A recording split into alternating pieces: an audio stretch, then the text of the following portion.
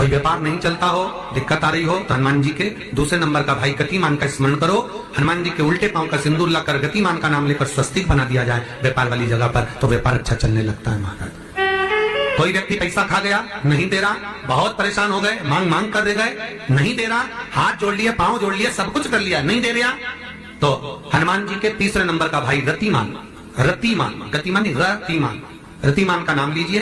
People के पत्ते पर लाल सिंदूर से जो व्यक्ति पैसा लेकर गया उसका नाम लेकर बहते हुए पानी में अपनी कामना कर रतिमान का नाम लेकर छोड़ दीजिए। 15 दिन में रतिमान ऐसी उतावली मचाता है कि उसको हाथ जोड़कर वो खुद फोन लगाकर बोलता भैया तेरा मैं पैसा लौटा दूंगा।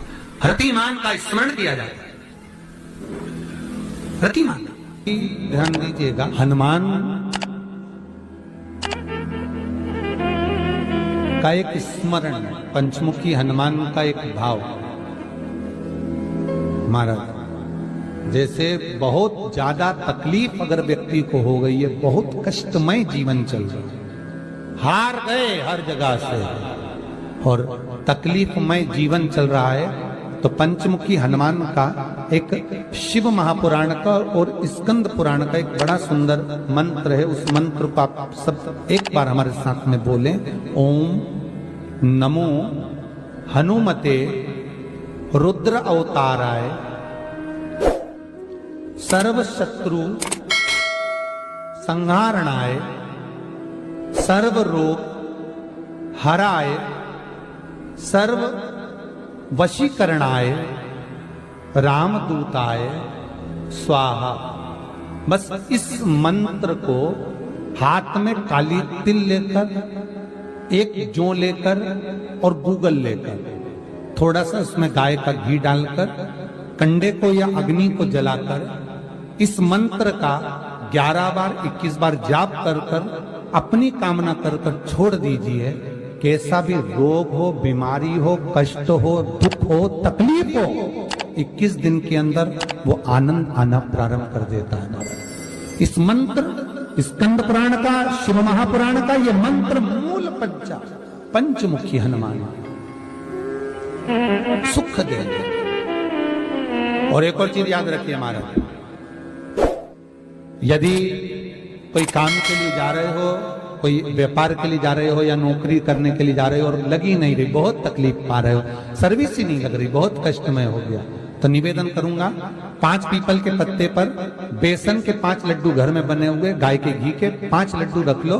उस लड्डू के बीचों बीच एक आटे का दिया और उसमें तिल्ली का तेल डालकर इसी मंत्र का प्रयोग कर कर पंचमुखी हनुमान का किसी भी हनुमान के मंदिर में जाकर, दक्षिण मुखी हनुमान के मंदिर में जाकर उसको रख कर आ जाइए। इसके बाद आप उस काम के लिए जाइए, आपका काम सफल हो जाएगा। आपको किसी को नहीं कहना पड़ेगा कि हाथ जोड़ना नहीं पड़ेगा, किसी के पांव नहीं पड़ना पड़ेंगे, तुरंत काम होगा।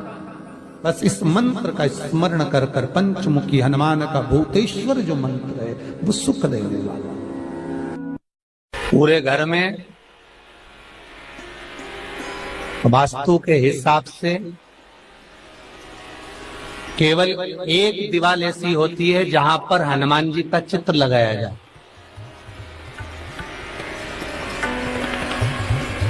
चाहे तुम पर्वत उठाने वाला चित्र लगाओ हनुमान जी का, चाहे बैठे हुए लगाओ, चाहे रामायण पढ़ने वाला लगाओ, चाहे लंका दहन करने वाला लगाओ, चाहे राम नाम जपने वाला लगाओ, चाहे लक्ष्मण को संजीवनी देने वाला लगाओ, चाहे मौन मुद्रा में लगा दो, चाहे स्तुति में लगा दो, चाहे भजन में लगा दो। हनुमान जी का कोई भी चित्र लगता है तो ना पूरब में लगेगा, ना पश्चिम में लगेगा, ना दक्षिण में लगेगा। हनुमान जी का अगर चित्र लगता है तो उत्तर की दीवार में दक्षिण को देखते हुए लगेगा, केवल एक ही स्थान।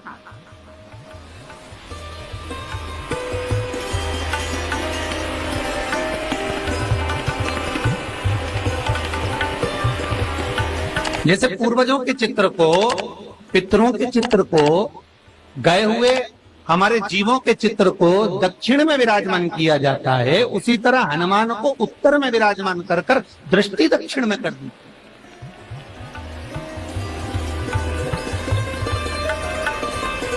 घर में हनुमान जी के जितने फोटो होते हैं उसको केवल दक्षिण दिशा में लगा, उत्तर दिशा में लगा बिठाते थे, और दक्षिण की ओर उनकी दृष्टि होना चाहिए, दक्षिण की ओर उनका मुख होना चाहिए।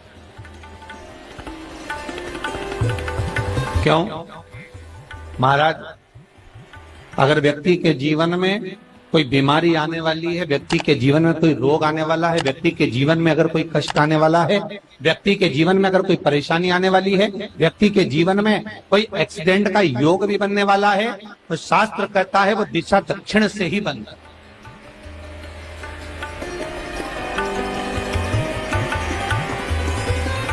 ये दक्षिण जो दिशा है ये यम की दिशा।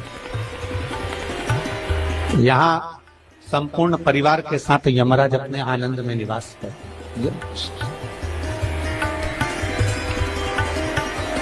और जब हमारे घर में, हम ये नहीं कह रहे कि आप हनुमान जी का फोटो लगाओ, हम ये भी नहीं कह रहे, आपके घर में हो और आपने अगर विराजमान कर रखा है किसी दिशा में, तो हमारा तो निवेदन रहेगा, अभी तक आपने अगर जैसा रखा, पर एक बार दिशा बदल कर देखना कि रोग, बीमारी, कष्ट, दुख, तकलीफ में आपको लाभ मिला कि ना।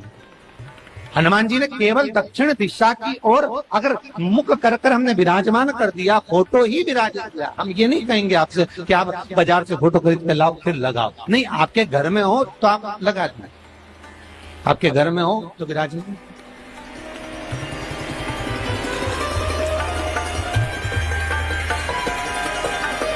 अच्छा, कितनी विपरीतता है वो भी आप जरा जानिएगा महाराज, कि शंकर भगवान के ऊपर जो जल चढ़ाया जाता है उसकी जलाधारी उत्तर में जाती है महाराज।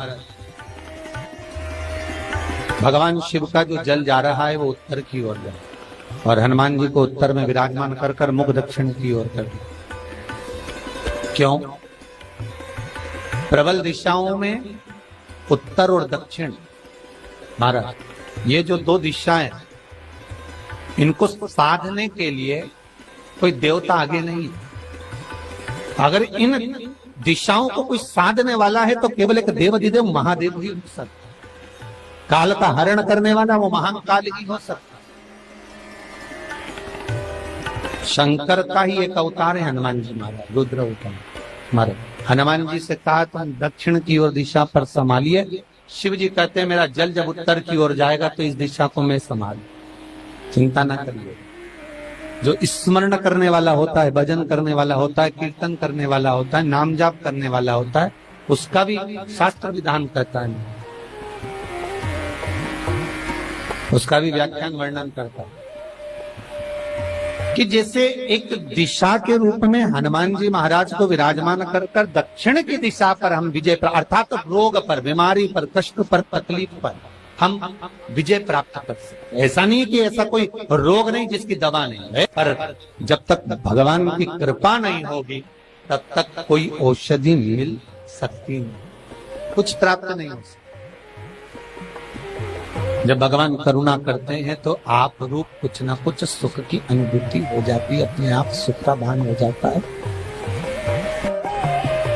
तो जैसे दक्षिण का जो स्वामी तत्व है, दक्षिण पर जो दृष्टि देने वाला श्री हनुमान जी महाराज है, इसलिए हनुमान जी को उत्तर की दीवार पर विराजमान कर उनका मुख दक्षिण की ओर रखा जाता है। वास्तु शास्त्र के हिसाब से, वास्तु नियमों के हिसाब से सारे फोटो कहीं पर भी लगा सकते हो, पर हनुमान जी का अगर फोटो तुम्हारे घर में है, हनुमान जी अगर तुम्हारे घर में विराजमान है, हनुमान जी का चित्र तुम्हारे घर में विराजमान है, तो उसका मुख दक्षिण का होगा, तो रोग, बीमारी, तकलीफ, कष्ट ये सब दूर हटते।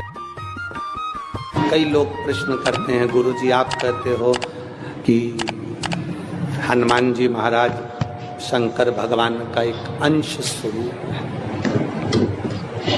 कोई भेद नहीं देवताओं। आप एक बेलपत्र, जैसे आप एक बेलपत्र कि ये दो जो पत्तियां होती हैं, जरा ध्यान देंगे, ये दो जो पत्ती नीचे की रहती है बेलपत्र, आगे का भाग एक बेलपत्र और नीचे की जो ये दो पत्तियां होती हैं, इन दो पत्तियों के ऊपर एक एक शमी पत्र, ये दो जो पत्तियां हैं इन पत्तियों के ऊपर एक एक शमी पत्र और लाल चंदन ये रखकर, कितना भी रोगीला व्यक्ति हो, रोग से ग्रसित व्यक्ति हो, जिंदगी में कितना ही दुख पड़ रहा हो, बेलपत्र की ये दोनों पत्ती जिसके ऊपर शमी पत्र रखकर, लाल चंदन रखकर श्री हनुमान जी महाराज और हनुमान जी महाराज के तीसरे नंबर के भाई श्री गतिमान जी। हनुमान जी कितने भाई हैं? है उसमें हनुमान, रतिमान, प्रतिमान, मतिमान, गतिमान, तो जो नीचे के क्रम में आते हैं श्री गतिमान जी, उन गतिमान जी और हनुमान जी का नाम लेकर जो शिवलिंग के ऊपर समर्पित कर देता है, रोग का निवारण होता ही है, रोग मुक्ति होती है। मंगल का प्रदोष निकाल कर रख लो कि मंगल का प्रदोष इस दिन पड़ रहा है, मंगल की त्रयोदशी तिथि पड़ रही है, प्रदोष व्रत मंगलवार का पड़ रहा है। और जिन लड़का लड़की को मंगल होते हैं, जिन कन्या और वर को मंगल होते हैं, केवल शंकर भगवान के मंदिर में जाकर चौमुखी दिया, 4 बत्ती का दिया आटे का, उसमें घी डालकर लड़की शंकर भगवान के मंदिर में मात्र 7 बार शंकर पे से उतार कर 3 बार स्वतः उतार कर शिव के मंदिर में रख देती है, उसका मंगल आड़े आता ही नहीं है, मंगल नहीं आता सामने।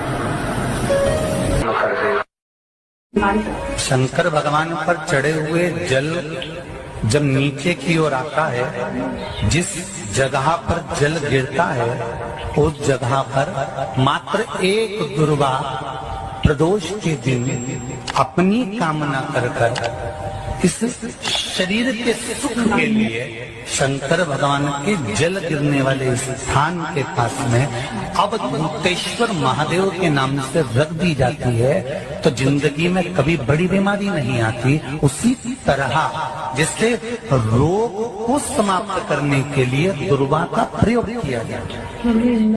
कभी ऐसा योग लगे आपके जीवन में कि आप जिस व्यापार को आपने करा उस व्यापार में आपको फल नहीं मिला, फिर आपने व्यापार चेंज करा, फिर बदल कर देखा, फिर उस व्यापार को कर कर देखा, उसमें फल नहीं मिला,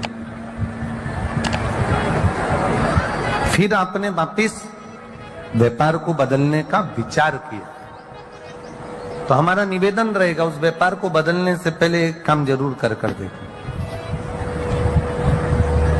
3 स्थान पर बेलपत्र को चढ़ा कर देखिएगा। अगर आपको लगे कि मैंने व्यापार बदल लिया, एक बार बदला, कई लोग ऐसे भी होते हैं जो पैसा इकट्ठा करते हैं, धन एकत्रित करते हैं, और कोई व्यापार ऐसा कर लेते हैं जिस व्यापार में धन चले जाता है तो वो धन वापिस नहीं आता, मार वो व्यापार का धन वापिस नहीं आता, तो बड़े दुखी होता है कि भाई मेरा गया हुआ पैसा नहीं आ रहा, मैं बड़ा कष्ट में हूं, मेरा खुद का ही आ जाए ना तो मैं निहाल हो जाऊं, मेरा अपना ही नहीं आ रहा जो गया हुआ है, तो मैं क्या वर्णन करूं उसको, क्या उनके लिए भी ये प्रयोग